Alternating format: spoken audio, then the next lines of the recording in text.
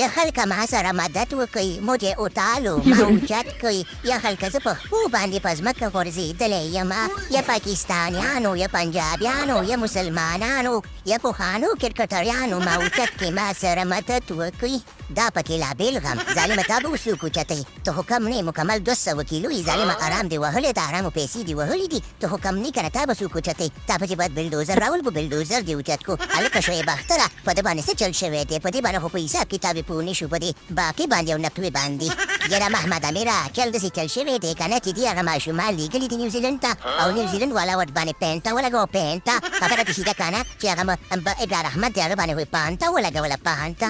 یاره شویې باختره داسې کونې کونې غږېږي داسې چل دی که نه چې ما خو یې ول مشران ولیږل چمپېسټ راپۍ ته هېڅ توره یې ونه کړه او په شرمونو یې وشرمولمه هغې نه بعد مې ځوانان ناغون کړ مې ځوانان به توره وکړي ځوانان مې ولګه هغې د بیخي اچا خبره په شرمونو باندې وشرمولمه او لمن یې راته په سټ باندې راواړوله وشوې باختره یا لکه بوم بوم افریدي د شهنشاه افریدي خو سره څنګه داسې غلی ولاړې بیخي پکې غږ نه کوې ظالمه د پاکستان کرکټ ګوره په ځمکه ننوځي او ته ورته داسې غلی ولاړې څه خو پکې ووایه که نه وشهې د افریدي یاره شویې باخترانو چې چېرته د شیطاني کانې هلته به ته موجود یې داسې چل دی که نه چې زه په دې خبرو کې کار نه لرمه زه تللی وم بنګلادیش او د بنګلادیش هغه بي پي ایل کې مې د هغې یو ټیم کوچ شوی وم تر اوسه پورې پیسې یې رانه کړې نو په دې شیانو کې زور مور نه غږېږم ما کرکټ پرېښی دی د کرکټ نه مې توبه د توبه یاره نقوي خبره واوره سمدستي چې د افریدي خو د کرکټ نه توبه ویستې او شویې باختر چې دی که نه ته وایې چې کونې کونې غږېږي نو داسې چل وکړه که نه چې ما د خیر ته د پاکستان کوچ که نو زه به د ستر پاکستان ټیم نه دی که نه د ځمکې نه به اسمان ته ورسومه ته صرف ما کوچ که یې ولده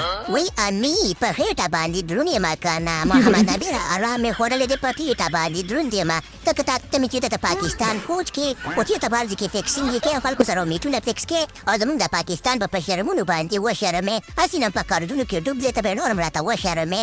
و محمد امیره امي ته مې اواز وکړه چې په خېټه باندې دروند شوی یم یا لکه بوم بوم افریدي خیر ده د کرکټ نه توبه مو وباسه یو تا ته مو سترګې دي راشه د پاکستان د کرکټ ټیم کوچ شه نو دا د پاکستان ټیم ته به لږ ترقي ورکړي لږ به بیا په خپو باندې ودرېږي یعنې دا خو په ملا باندې مات شوی دی وشی د افریدي خیر دی راشه د پاکستان ټیم ته دې به م پیسې د په خپل ټیم درکړي دا د بنګلادیش کرکټ خو نه دی کنې یاره شویې